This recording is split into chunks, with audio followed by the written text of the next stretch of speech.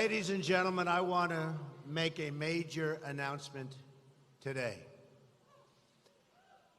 I would like to promise and pledge to all of my voters and supporters and to all of the people of the United States that I will totally accept the results of this great and historic presidential election if I win.